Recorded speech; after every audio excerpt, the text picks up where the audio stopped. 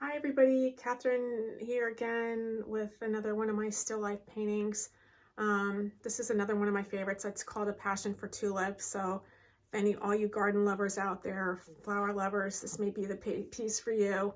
Um, it was funny when I was thinking about talking about this painting today. I remembered like earlier in the year I had a goal of allowing for more flowers to come into my life, and whether that was planting more seeds in my garden or buying them at the market to bring into my home. I didn't have the details, but what's unfolded is I have all created a lot of paintings this year, with flowers as the focus. And sure, some of them I've picked up at the market, but a lot of them have been from friends, from neighbors, fellow artist friends, um, people that I've connected with and know over the years. So really grateful for those folks who have brought me bouquets of flowers this year, because it's helped me create a lot of beautiful paintings, and just to celebrate the specialness of flowers. They really have a way of transforming a room. And I know this painting for me, every time I look at it, it makes me smile. There is an element of just sort of childlike wonder in it. I think it's in the drooping nature of the flower. The tulips here, I didn't cut them too short so they'd be all upright in the glass vase. They just had this wonderful sort of relaxed stature with more spiky leaves and stems, but the flowers themselves had this sort of carefree, relaxed flow to them that I connected up with. And I loved putting them in this glass vase. I like glass. I love the idea of transparency and seeing through.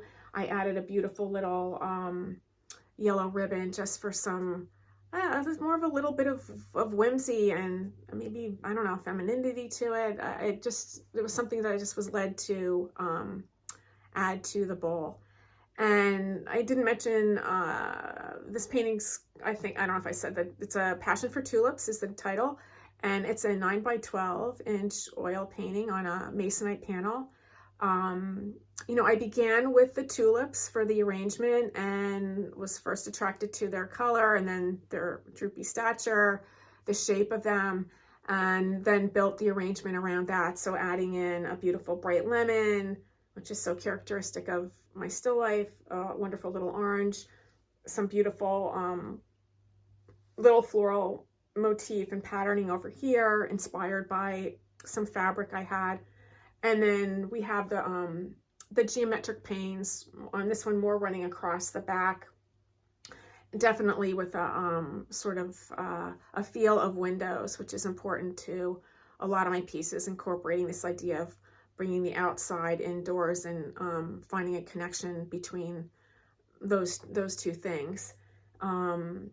So we have a very bright, cheerful palette of colors, wonderful pinks, and sort of fuchsia colors against beautiful yellow, greens, blue greens. And then we come down to pops of other bright colors, yellow, orange, some more pinks over here.